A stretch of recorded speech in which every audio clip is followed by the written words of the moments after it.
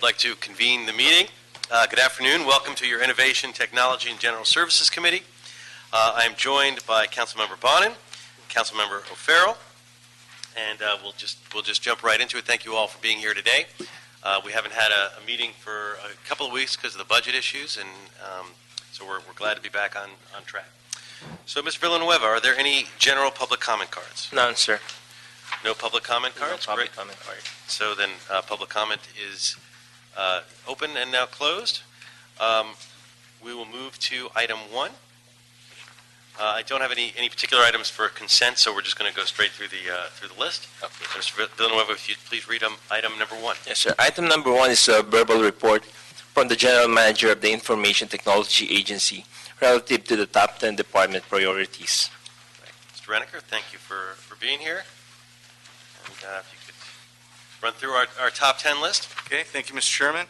Our priority 1 is the Open Data Initiative, and we're having an event this weekend. The Mayor's Office is sponsoring Tech LA, and at that event they will be rolling out the data.lacity.org, which is the open data website that now will highlight anything that's non-financial, non-payroll. All of that is already up and running through the controller's control panel LA. So very exciting to have that. About 174 data sets will be live on that, and there'll also be the introduction of GovStat through that initiative as well. So I believe there's still opportunities for people that are interested in going to the event to go to the mayor's website and register. And I think it's nearing sell out, so it's going to be a good event. So we'll be closing this item after this weekend. Great. And so we'll go through each item for questions on each item as we go through. So we've got 174 data sets. How do we choose the data sets that are going up? So what we did is we have an Information Technology Policy Committee where all the directors of systems from each department show up, and we share information, exchange information. They were all trained in how to update their own data sets. So many of them chose which pieces were there, and also in the mayor's office, when there were specific pieces of data that corresponded to necessary metrics that are on the mayor's site, that they went and they targeted those data sets. So when GovStat goes live, it in essence is going to replace the mayor's metrics website with real-time online data that's coming from the Open Data Portal. And I assume that this is just the first installment of data sets that we're going to be seeing on there. Is that right? That's correct. And is there any sense of the broader scope of how many data sets ultimately we'll have on there? Well, there's hundreds. When we look at our counterparts in San Francisco, Chicago, New York, many of them have 500 to 1,200 data sets, so certainly we'll be targeting somewhere in that range.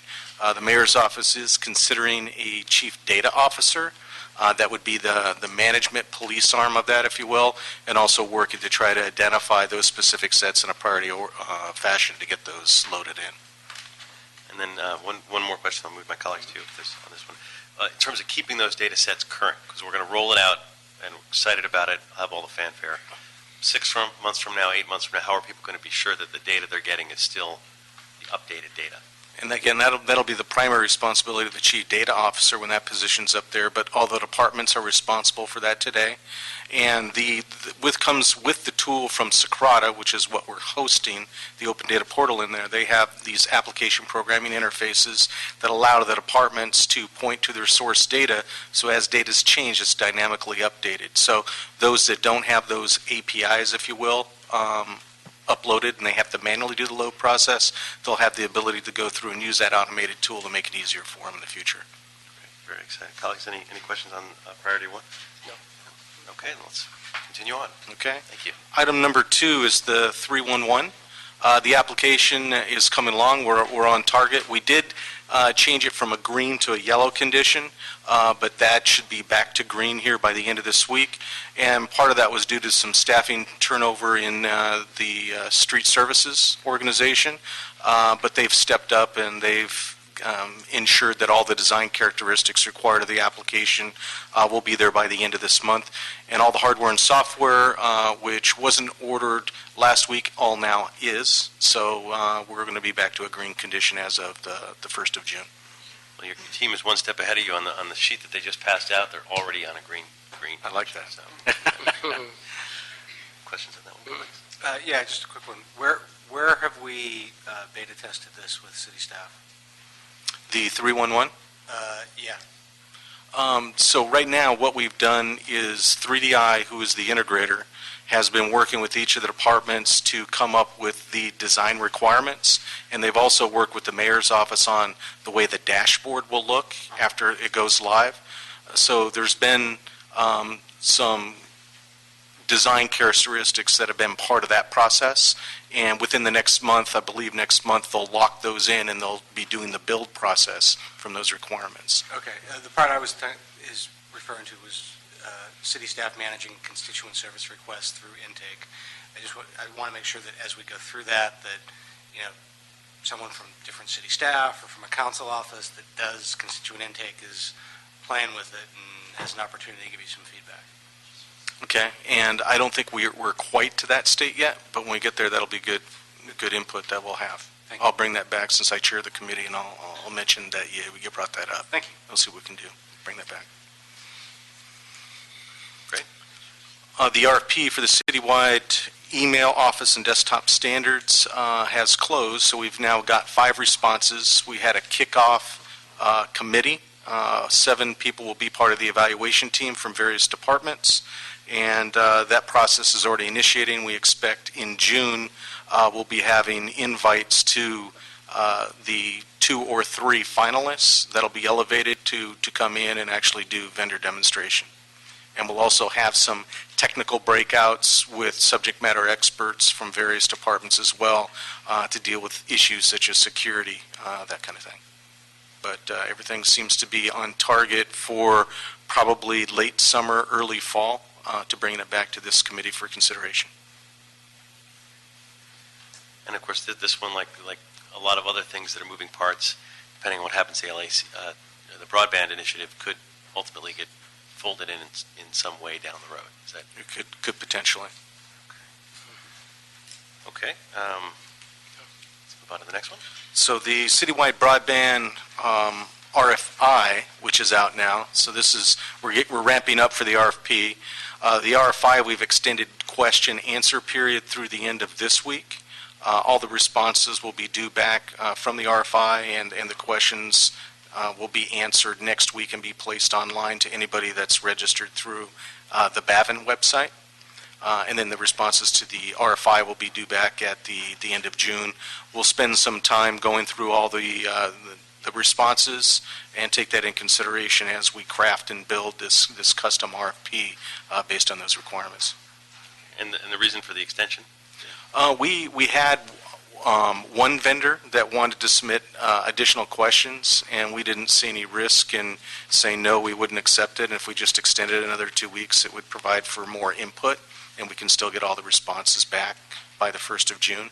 So, Do you feel you've been getting some good interactions with folks on this? I mean, I know details, some of them can't get into, but in general. we've had good interaction just in the last week with 2 or 3 newer companies that we hadn't talked to before that are seriously considering and providing feedback and input. We've also talked to LAUSD, who's going to provide us some feedback after discussions with the FCC that'll take place later this week or perhaps next, that they want us to consider into the RP as well. Additional questions on that? Okay. I can really hit priorities 5 and 6 and really 7 altogether. They're all LA Fire requests. Sure. We'll be closing out priority number 5, which is the GPS installation components. All the vehicles have been installed except for a few low priority reserve vehicles. So really, we're really looking at this being done, and those reserve vehicles will be done in short order. We're also working with Adachi, who's the AVL software manufacturer, so they're going through test integration issues right now and ramping up for that for probably an end of the summer go live for that particular product. And then ProQA, which is the triage application, the contract expires at the end of the year, so ITA is working with LAFD to try to identify alternative solutions for that product. Great. Exciting stuff. Any questions on Yeah, you said the triage application, this is sort of the script that the dispatchers go through? Correct. And how is that being updated? So right now, the current contract expires at the end of December, so we're looking for an alternative, rather than just not provide a triage capability, but look to other providers that have competing solutions and see if one of those will provide an equivalent or better solution what they currently have. And who from the rank and file of the dispatchers, who from the first responder community is working with you to evaluate that script? It's a good question. Tish? Honestly, I couldn't speak to all the folks who are involved. This is Ted Ross, Assistant General Manager of ITA. We're working very closely with Chief Trevor Richmond as well as the other chiefs in the LAFD, and we're participating in whatever they're requesting from us. So at this point, I can't tell you who from rank and file is participating because I'm not aware. But our own dispatch, our fire dispatch folks are joining them on tours and site visits, et cetera. And so I would have to defer to LAFD management on that side. Okay, if you and your LAFD could get that information for me, I'm curious. I want to make sure that this information is so crucial and so precise. I just want to make sure that we're triple and quadruple checking that all the right eyes are on it. Absolutely. And another question on this was, it says item 6 will allow GIS mapping system to allow for call processing of ambiguous addresses. What are ambiguous addresses? So I think quite often related to, it's currently in the existing system, it's very difficult when you have, let's say, cell phone calls that do not have the lat long associated with it to see it on the existing map. So this would allow it, of course, as close as possible that it's provided through cell phones to within, I forget the distance, anywhere between 150 feet or so, will all show up on the mapping in a more accurate fashion. So the best data that's being provided to the dispatch through the phone company will be the data that will show on their mapping. And so it improves their ability to identify a location. And it says the 911 dispatchers would be given access to various map layers. What layers? Sure. So other items might be landmarks or other types of items. So you can see not only location of the call and where it is, but other landmarks in the vicinity. So you could apply different layers and just click on them to say, show me local schools, show me local businesses, show me local, to help try to facilitate the directing of folks to it. So it would say this is near St. Bede's Church or across the street from Mar Vista Park or something like that. Would it have information, or do we even have access to information that, by the way, Lincoln Boulevard is shut down this week because they're doing expo construction, so you're not going to be able to get there that way? I believe for the initial phase of it, what's provided to the dispatcher, I don't believe is showing in that information. But I also know that in parallel with this, they are replacing some of the MDCs that are out in the units. And so they'll actually be able to get some additional capabilities for turn-by-turn navigation as their mapping software is updated. My assumption is it does include that information, but I couldn't speak to it in detail. Sounds like some more information we should provide back to you in addition to the names of the folks participating. Okay, that'd be great. I'm not sure the information actually exists. Yeah, the example I'm using is in budget last week or the week before. They were talking about the FireStat system, and I asked, when you're doing this and you were responding to a call in Pacific Palisades, did you have information that told you, as you're making your deployment, that PCH has lanes shut down because of this project, Lincoln was shut down for this, Sunset construction here? There were 4 or 5 things that made it impossible to do ingress or egress, and I want to figure out what it's going to take to get us to have that info so that when we make deployment decisions or dispatch decisions, we're not sending somebody in the middle of a street that isn't open. Certainly. So like I said, I certainly know for the newer MDCs they're getting information, but you're right. Identify exactly what that information will entail and what they have at their fingertips is important. So we'll get that back to you. Thank you. what they have, or what other layers you think could be beneficial, and maybe we can sort of formally ask for that back on the next time we're doing our top 10. I assume this will still be there, and we can tease those things out as well. Certainly. Thank you. Certainly. Good line of questioning for the whole committee, so thank you. And Councilman Bonin, we're looking forward to you on the Saturday event. I'm told that you'll be I will. front and center. Very good. I assume that there'll be a lot of Silicon Beach folks there, so It'll be quite the crowd at the Tech LA event. And it'll so be a wave of people coming inland on a weekend instead of towards the coast. that's right. That's right. In the absence of the chair, who I believe is out of town.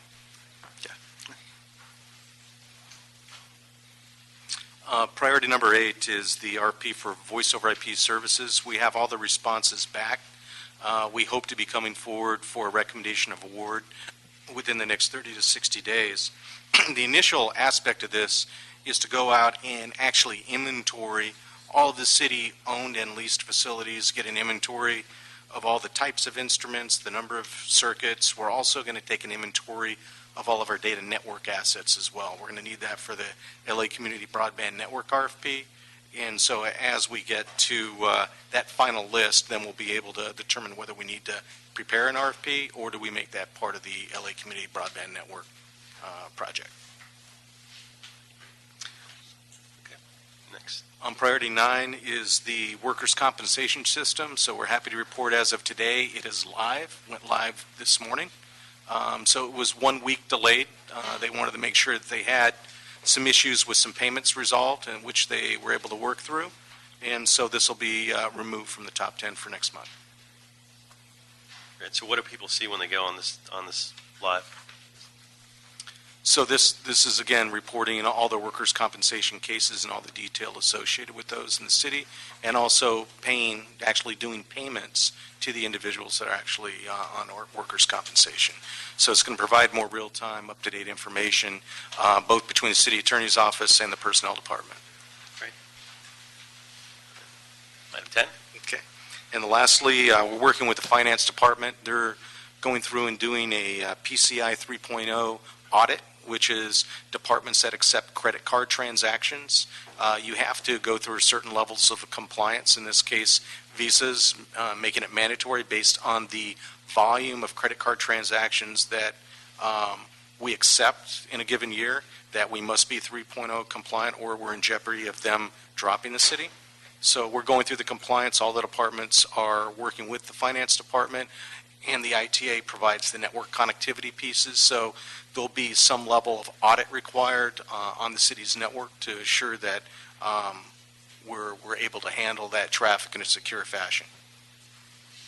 So it's more about the security of the transaction than our creditworthiness or something to that effect. And how we handle the transaction and what type of data we keep or not keep associated with individuals that do transactions with the city. Do they treat cities any differently than they do other businesses in terms of how they make this decision, or are we pretty much all viewed the same? It's pretty much the same, regardless. Government obviously is a little unique in how it handles the transactions, but it's all the same. Everybody has to meet the same levels of compliance. Okay. Questions? Great. Thank you very much. Sure. We always appreciate the top 10 list. It's a good.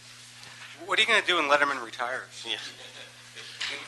It's for the top 10, yeah. I bet you Colbert will continue the top 10. So Renneker can continue our top 10 as well. Mr. Villanueva, would you please read item 2? Yes, sir. Item number 2 is an Information Technology Agency report in response to motion by Council Members Wesson, Blumenfield, and Weezer relative to the proposed digital inclusion program to maximize usage of city-owned computers the city no longer intends to use. And are there any cards? We don't have any cards on this item. No cards. Great. So we have representatives from ITA and the Mayor's Office. Please. Hi. Good afternoon, Council Members. Mark Wolf, Executive Officer with ITA. Greg Good with the Mayor's Office, City Services. Today, we're very pleased to present to you a report that ITA, in collaboration with General Services, has prepared in response to the digital inclusion motion introduced by Council President Wesson, Councilmember Blumenfield, and Councilman Weezer in conjunction with the leadership from Mayor Garcetti. The development of this digital inclusion pilot program and report back has been a collaborative effort with participation from the sponsoring elected offices as well as ITA General Services, City Attorney, and Bureau of Sanitation. This report recommends a digital inclusion pilot which will divert 8,000 plus computers that the city no longer intends to use to external partners which can refurbish the computers for dissemination to nonprofits servicing disadvantaged communities in low-income families and workforce centers while also providing job training and career opportunities. To date, we've made the following progress. We've outreached and surveyed department salvage computers, and as I mentioned, we have 8,000 plus computers that have been identified. We've also set up a city warehouse in the downtown location for storing the computers and preparing them for distribution to the external partners. We've also developed logistics and processes for transporting, storing, wiping the hard drives, refurbishing, and distributing the refurbished PCs. We've also engaged the City Attorney's Office to provide support for the necessary agreements and administrative actions that will be required to implement this pilot program. General Services has begun coordinating the pickup and transporting of computers and will be delivering them shortly to the warehouse. Following that, ITA, in conjunction with the external partners, will begin inventorying the computers and wiping the hard drives. Then they'll be made available for refurbishing and distribution along with diverting the e-waste to city-certified recyclers. We're happy to take any questions that you have and look forward to your approval of the pilot program recommendations before you. And of the 8,000, how many end up actually getting refurbished and how many get sort of cannibalized to help refurbish the other ones, and how many get sent off to, not that you can have exact numbers, but to be e-waste? That's a very good question, Council Member. At this point, we are estimating that 50% of the machines should be refurbishable. So as you've indicated, we'll be able to use spare parts from some of the machines that we're unable to refurbish to then make a whole computer so that we'll have a refurbished item. One of the first steps in this process that we're going to do is actually doing the physical inventory as the equipment comes in, and as I said, also then wiping the hard drives, ensuring that the data that was previously stored on the hard drives is destroyed. So it won't be until we really get to the point of inventorying that we'll get a handle on the exact number of devices. Great. And then I assume this also helps us with our e-waste, with our waste. Maybe you want to speak to that. Yeah, I mean, again, Greg Good with the Mayor's Office. I think what's really exciting about this, I mean, jumping into it was like, hey, easy, get a bunch of, computers the city doesn't want to use anymore, move them around, and this should be a piece of cake. It's actually been an exceedingly complex process, both from a logistics standpoint and from a sort of partnership level. And really, there's three problems that this gets to, and Councilmember and Chairman, you addressed one of them. One is ensuring the responsible management of what can often be treated as e-waste. To our credit as a city, the Bureau of Sanitation and the city does a very good job. These computers would not have ended up in landfills. They would, however, have gone, to a facility out of the city, taken apart for component parts and sold and handled responsibly. But the economic stimulus of actually doing that work here goes with it. The refurbishableness, if you'll pardon the lack of appropriate nomenclature there, goes with it, right? And the capacity to sort of springboard or grow what right now is a very immature e-waste management sector here in the city goes with it as well. And so, we do very responsibly in this way handle what heretofore would often be called e-waste. We also provide pathways and really create a model, not just for our city's computers, but for beginning a process of conveying and capturing and conveying e-waste from the private sector as well as the public sector in the region, and developing that sector here. And as important as anything, we address the digital divide with as much vigor as we can. Any questions on this one? Mr. Chair, so are you partnering with schools as well? Private, public, or do you plan to once this project, once this process is perfected a little bit? They could absolutely participate.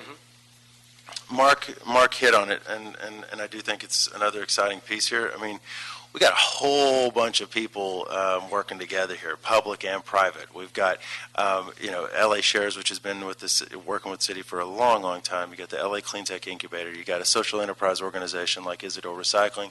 You got a nonprofit like LAOIC. Doing great work across the board.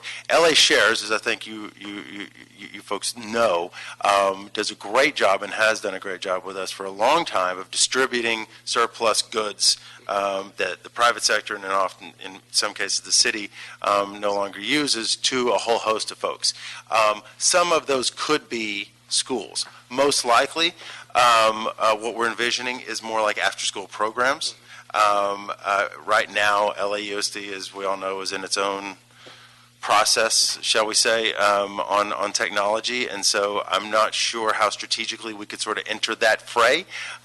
We suspect that maybe the more strategic way would be with after-school programs, with targeted after-school programs, but also work source centers, homeless shelters. What we want to do is via LA Shares pretty expansive and well-seasoned distribution network and system is to really target those ultimate recipients where you're going to get the most bang for the buck, where you have the greatest assurance that the units will be used the most often or most often through that process. Thanks. Thanks, Greg. I love this idea. I think this is great. I'm glad we've coined the term refurbishableness. How about upcycle? That's the one I've been thinking about. As we go forward on this, is there an opportunity, say, for events like the Saturday's Open Data Initiative, to say to the tech community, which goes through computers a lot faster than we do, hey, this is a great place for you to donate? I mean, I imagine, Google, for instance, in Venice probably goes through computers on a regular basis because they're always using the latest technology, whereas, we're probably giving away computers, some of them from previous decades. Let's just leave it at that. Is there a way to be able to do that as we go forward?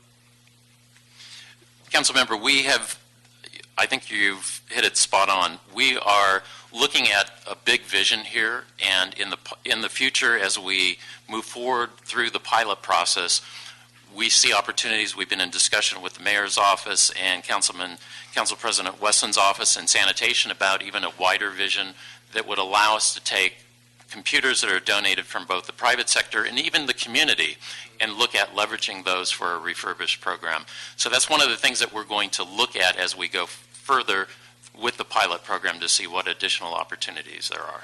Part of the challenge, if I could add too, is I bet everyone in this room, not just Google, but everyone in this room's got at least a laptop or cell phone or some litany of electronics sitting in their house or in their garage or in their apartment or whatever.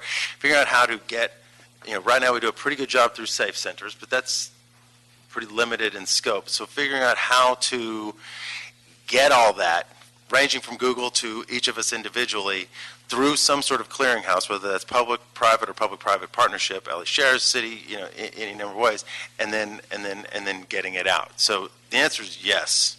It's just still figuring out how to do that in a comprehensive rather than ad hoc way. Great idea. Yeah, it's very exciting, and I think we all are sort of seeing that we're just at the cusp of what this could be, and the broader vision for this is really exciting for bridging the digital divide, as well as all the other ancillary benefits from the waste stream, really to a whole range of things. So I'm going to ask us to move forward with this. I want to formally thank the Mayor's Office, ITA, Council President Wesson's office, but also the GSD, the City Attorney, some of the nonprofits you mentioned, OIC, Isidore, LA Shares, LA Clean Tech Incubator. All of these organizations have been working with my office, working with all of you, and the Council President, and really making a complex set of problems come together in a positive way. So with that, I'm going to recommend we adopt the motion and adopt the ITA recommendations. Without objection, it is so ordered, and we'll move on to item 3. Thank you. Thank you. Thanks. Item number 3 is a CAO and ITA report relative to the proposed contract amendment between the city and CGI Technologies and Solutions, Inc. for the performance budgeting application. Great. We have ITA in the CAO's office. We don't have any cards on this item, sir. Thank you. Good afternoon, council members. Melissa Fleming with the CAO. Ted Ross, Assistant General Manager with ITA. And the item before you is a joint ITA and CAO report that requests authority to execute 2 different contract amendments, actually, and they're both necessary for the implementation of the performance budgeting application. And this is the new system that's going to replace the CAO's existing aging brass budgeting system. The first contract amendment is to the city's software license agreement with CGI, which will add performance budgeting and procurement to the list of software licenses that are owned by the city at no cost. So it's a no-cost amendment. And the second contract amendment is to the city's existing software maintenance agreement, which will add 2 years of software maintenance for the performance budgeting application at a cost of about $112,000 a year. You know, when I hear this item, do you have any opening comments? No opening comments. When I was pushing some performance-based budgeting stuff at the state, I got a lot of pushback about how much it would cost to build it into our system, our accounting systems on the state level, that, you know, it's not so easy to fold in metrics into systems that have been there for a long time. This project, in the scheme of things, is relatively modest amendments to be able to fold in performance metrics. I guess my fear is that there's going to be some limitation to that. Could you talk about what the possible limitations are in terms of the metrics that we'll be able to use under this contract? Well, these are actually 2 contract amendments that are necessary. There was an additional third contract that's previously been approved for the project. So if you actually look at page 3, I believe it is, of the joint CAO and ITA report, it lists the total project budget. And I just wanted to demonstrate that because the total project budget is actually $3.7 million. So that does incorporate a much broader scope. And that scope does include both the existing replacement of the CO's budgeting system, so, you know, everything from how we budget dollars and positions, but also incorporated that as the performance management functionality, which would include having metrics within the system, having a performance hierarchy in the system, so you could say how those metrics are sort of assigned to citywide goals, and then how those citywide goals sort of help guide the decision-making on the budget process, if you will, and allocating those performance items to subsets of the city's organization. So, you know, a portion of GSD is performing this particular item, which has this metric, which has this sort of performance goal associated with it, which comes up to a broader scope of, you know, what as a city are our goals and our sort of performance strategic items that we want to move forward with. And presumably it's going to be flexible enough. I mean, easy to think about when it's miles paved and when it's sort of the quantitative metrics, but as we start putting in more of the soft metrics into it, and it's going to get more complicated. But you're confident, both of you, that this system, as being redeveloped, will be able to accommodate that. Will, you know, softer metrics that inevitably are going to be. Right. The system can accommodate that. What's really going to be difficult, and Mr. Reneker sort of touched on it in his initial presentation talking about the data.lacity.org site, is really the collection of the data that goes into developing these metrics. So there are a lot of metrics out there that the council discussed during the budget process that they wanted to see more metrics, that departments just to this point in time haven't been collecting that data. So that's sort of a new place we need to start. The system can accommodate that. It's, as a city, we need to sort of create what are those things we want to be measuring, and then how do we want to allocate those measurements to our goals. Unlike the state, who was dealing with very, very much a legacy application, then trying to put modern practices on top of it. You know, fortunately, we implemented a financial system in 2011, so we caught up from a early 1980s, mid-1980s mainframe to a very modern client-server application. And so by turning on this performance budgeting module, certainly the technology won't be what's hindering us. As much as anything, it's about the policy, about the processes, about departments providing data, and about budgeting around it. So it becomes the devil's in the details, and becomes more about the policy side of it. That's good. I mean, it doesn't make the process any less daunting, but it gives me greater confidence that the bottleneck won't be on the technology side. We have enough other issues to worry about as we move in this general direction. So that's good. Anything about the increase in efficiencies, about our workflow that you want to comment on in terms of how these are going to benefit? Absolutely. So just as an example of some of the things that we're looking at as part of the process, as we go through the budget process, I know each of your offices get about 5 different books from the CAO that we go through the budget. I think a lot of people would be shocked to know that probably 70% of the materials in those books are not from our budget system. They're actually from separate Word or Excel documents that staff are manually entering data twice, both in the budget system and then separately in a separate application, which takes a lot of time to sort of double check that all the numbers are adding up in the same place. So a lot of the things we're looking at today are efficiencies associated with how can we avoid all this duplicative data entry, and so that's one of the things that I'm personally excited for as a budget analyst in the CAO's office of being able to use the system in a way that actually can print all the reports and all the materials that we need. So that's definitely a benefit. Colleagues? I just wish that was shocking, but it's not. Exactly. Good luck. Great. Without any additional questions, then I'm going to recommend that we adopt the CAO recommendations as stated. And without objection, it's so ordered. Thank you both very much. We'll move on to item 4, Mr. Villanueva. Item number 4 is a motion by Council Members Parks and Blumenfield relative to the surplus property process to declare the property located at 8707 South Menlo Avenue a surplus property. We have one speaker card on this item. Okay, great. So we can start with the speaker card. Hard for me to read, but Noel E. Palace? What's the last name? Pele, sorry. Couldn't read. So, Mr. Pele.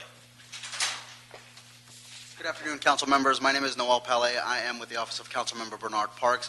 Relative to this motion, the only item that we'd like to see included in the findings would be the moving clause number 3 would be to include the Economic Workforce and Development Department.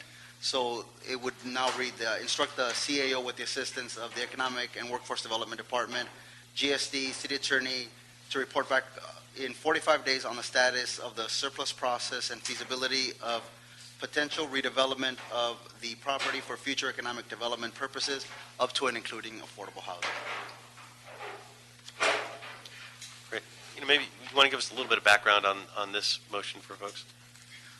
This is a property that has stood vacant for quite some time. One of the social service organizations in our district is looking to move forward on potentially acquiring this property for a development in the district in which they will provide housing and housing assistance for not just for homeless, but I believe for homeless vets and homeless kids as well, or youth in transition. Great. Any questions, colleagues? All right, then we will move forward with this recommendation without objection. With the amendment. With the amendments as stated. Thank you. Thank you. Thank you. Item number 5 is a motion by Council Members Parks and Blumenfield relative to a lease agreement of the city-owned property located at northeast corner of Western Avenue and 60th Street. We have one speaker card for this item. I'm going to guess. Looks very similar to the previous speaker. So if you would please. Taking the place of my evil twin. My name is Noel Pele. I'm with the Office of Councilmember Bernard Parks. This is a property on, I believe, the northwest corner of 60th and Western, which has been vacant for about a little bit over 20 years now, and we've not received any kind of serious interest for this, and in order to generate some kind of economic benefit for the city, the property owner that is immediately north of it, which is a furniture store, has approached our office and with the intent of leasing it on a month-to-month basis at market rate, and they would assume all of the necessary responsibilities that would go in a normal lease, such as security, maintenance, providing all that needs to be done with regards to that property. They will also step aside should the opportunity arise to have a larger long-term project for the site. They also have an interest in providing this space as parking for both their customers and their client, as well as the safety of their business, since sometime shortly before August and into September, there have been a couple of small brush fires that have taken place on that property.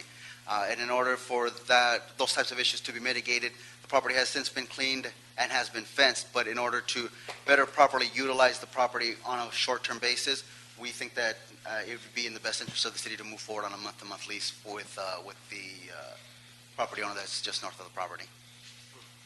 Colleagues, any questions? Just out of curiosity, Noel, what's the size of the lot? It is a little bit under 4 acres. A little under 4 acres. Do you know the zoning? It's a commercial zoning. It's on a commercial corridor, but it is commercial. Thank you. So what I'm going to do is hold this item in committee, direct GSD with the assistance of the city attorney to come back in 30 days with a lease for the property. Appreciate that. So ordered. Thank you very much. And we'll move to the final item, number 6. Yes, sir. Item number 6 is a Housing and Community Investment Department report in response to motion by Council Members O'Farrell and Blumenfield relative to the use of city-owned property located at 1345 El Centro Avenue, Los Angeles, California, 928 by the Child Help, Inc. And afternoon, we have council members. no cards on this item? No cards on this item, sir. Thank you very much. Please. Manny Chavez with the Housing and Community Investment Department. The report back before you is relative to a motion that was introduced earlier this month regarding the conveyance of property at 1345 El Centro Avenue in Council District 13 to Child Help Incorporated. Just a little background. Way back in 1986, a long-term lease agreement was executed with Child Help to occupy the city-owned facility and to provide assistance to victims of child abuse. The original terms of that agreement were 3 years. However, there was an option after 20 years to actually convey the property to the nonprofit, provided that the nonprofit complied with the terms and conditions of the original lease agreement. We've determined, the Housing and Community Investment Department, that the tenant has, or the leaser has indeed complied with those terms and conditions by providing the services. Additionally, they've done an exceptional job of maintaining the facility at their own cost. They have not asked for any revenue from the city to continue to do that. And we are supportive as a department moving forward with this conveyance. If it was in the contract as an option to the contract, why do we need special action? The action needs to be taken to actually transition the property. So our obligation here was merely to report that the organization complied with the original terms and conditions in performing and also maintaining the facility. But the actual transition of the property would be the responsibility of GSD. Okay, even though technically your responsibility is to show that we checked the box. Correct. Which we're showing, and I guess we would verify that. But if it's illegal, it sounds like it's already a contractual obligation that we. And by the way, this is not a negative thing. It seems like a great thing. I've just piqued my curiosity why that's not just contractually. The statement in the actual lease agreement was to consider conveying, so it didn't actually state that we shall. So it wasn't actually a legal option. It was Shall consider. shall consider. Okay, so Yes. that explains it at least technically. Mr. O'Farrell, I know you're the maker of this motion, so you want Thank to you. go ahead and begin. Thank you, Mr. Chair. And we also have from Child Help, we have Ralph Ochoa, Diana Correa, and friends and associates, including Vita, who has been with the organization for 45 years. Okay, thank you. Child Help is a nonprofit, as has been stated, that has provided a critical service over the years since at least 1986. How long have you been at the Hollywoods? Actually, I shouldn't ask questions from the floor, but maybe I could invite Mr. Ochoa up to maybe tell a little bit about the organization and the reason it's important to convey the title to the organization. And without objection, we can make that request. I think we have to Thank formally you. do it. So we'll formally ask you to come forward. No objection. Please go ahead. Thank you. Thank you, Mr. O'Farrell, Mr. Chairman. Thank you. Members of the council. As mentioned, my name is Ralph Ochoa, and I'm on the national board of Child Help, as is my colleague, Ms. Vita Cortese. And with us, just for resource, sitting behind us are Diana Correa, who's the director of our Beaumont a facility where the population of children that we have is about 80 to 85 daily. And also Kimberly Rogers, who's our outreach director out of that site. But we're focused on the Hollywood House. But Child Help is in its 55th year now, dedicated to work with abused and neglected children. As you probably know, the County of Los Angeles very recently has had hearings to reform child protective services because of the dire straits of that system. And about a month ago, there was a publication where Mayor Garcetti's wife, who's been very much involved with this cause, also said the child protective services in the County of Los Angeles is really a disaster. So the need is very obvious, and we thank Councilman O'Farrell and his staff for working with us. And the language of the agreement legally is loose, but the staff person was correct. It's shall consider. After 20 years, our service in the community has been 30-plus years now. We started this process about 4 years ago, working with Mr. Garcetti when he was the council person in the 13th. A number of things ensued in that time. We were fortunate that Councilman O'Farrell and his staff were quick to take up the issue. So we've been through some committees in the last couple of years. It seems we're back to zero. But one thing I wanted to add, in the folders that you have, maybe on the back page, there's a picture of the two founders, the sailor caps, etc. But it gives the programs that we have. One that has really impressed me is the animal therapy. Children who've been seriously abused sexually will come to us not speaking at all, not one word. And after several months, and we have the equine therapy, we have dogs, sheep, etc. And the child will gain some trust and start actually speaking with, etc., the animal. And then that helps the therapist bring the child back to some kind of normalcy. And that might be an overstatement, but we're able to help. That's the kind of program we have. Out of the Hollywood House, what we're really involved in right now, because we have a study, and the staff, Kimberly, who is behind me, Kimberly Rogers, has been working out of the Hollywood House in recruiting parents to be foster parents. That's the first part of the process. There's a difficulty there. But then once they're identified, obviously then they have to be trained and then certified. It takes a while, but that all works. That program goes out of the Hollywood House. And I think just last Saturday we had 8 families that came. And we think that every week we're going to be able to have at least between 8 and 15. So the county Child Protective Services, their staff and social workers there are excited that they're going to have that resource to send children there, in addition to the group homes that we have and the village that's in Beaumont, California. I'll stop there. You may have some questions. Revita, you might want to add. I just want to add that we are national as well. We have a village in Virginia on the East Coast, and we have advocacy centers throughout the country.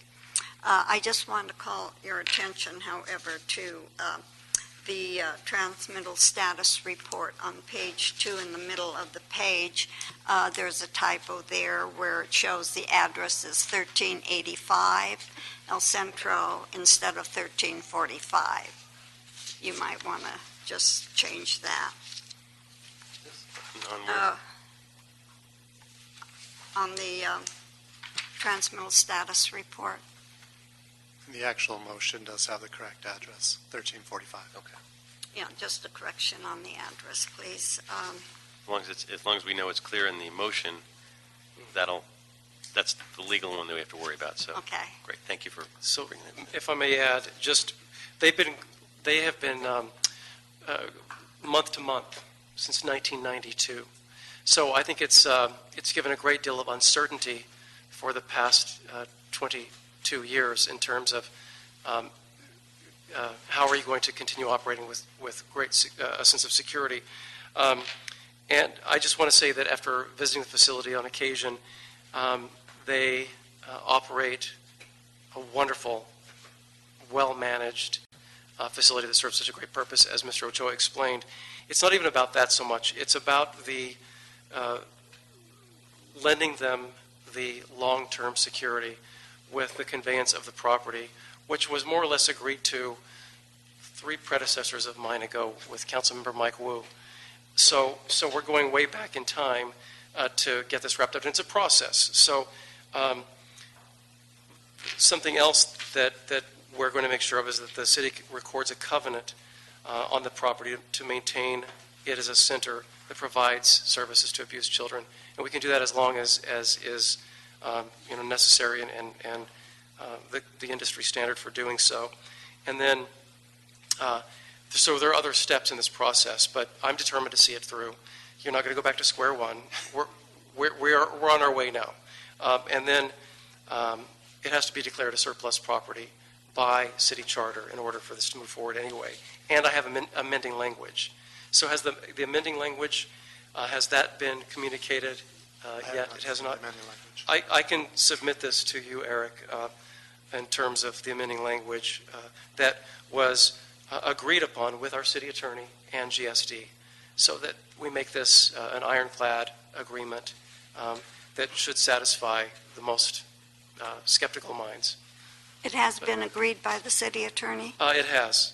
Because, yes. I had presumed that it had already gone through that channel. Yes, that's right. And so the amending language is here, and I can submit that to you. It's 5 steps. And we have it? Okay, good.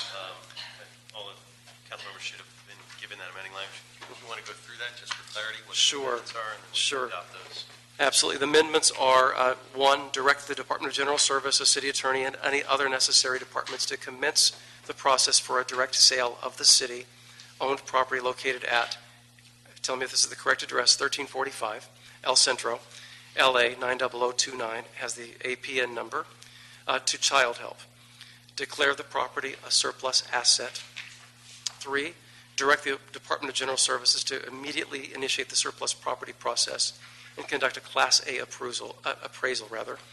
Appraisal dated December 4th of 2012 was that it was $1,630,000, and that's on file. 4, direct the city, the CAO, to prepare a report on the direct sale to Child Help. And 5, direct GSD with the assistance of the city attorney to take all necessary steps and prepare all required documents to effectuate the direct sale of the property to Child Help. So those are that's the amending language. Could you repeat that last sentence? Sure. Direct General Services Department with the assistance of the city attorney to take all necessary steps and prepare all required documents to effectuate the direct sale of the property to Child Help. It's a conveyance. What would that be? Yeah. The dollar? It is a conveyance, and the intent is to convey the property, whether it is a $1 sale or donation, it's conveyed as a sale. And that's the language that the city attorney requires. Okay. But it follows the intent of the original lease agreement, and that is, after 20 years, the city council shall consider conveying its interest in the property to the agency if the agency has complied with the terms and conditions of this agreement, and it has done so exceedingly. Well, we appreciate, we just wanted to make sure that as the language in that agreement is the consideration was the service that we've provided. Is And you say, the price of the sale, and that's my understanding as well. Is it possible to have a copy of the amendment, please? Of course, Give you the amendments right now. yes. And thank you. we'll, in understanding the the intent of the author, and you've got O'Farrell on your side. You got nothing to worry about because We appreciate that. And it will come back to this committee. Oh, before it'll it's come all back over. to this. It's a process, but we're on our way with the Do process. we have a timetable?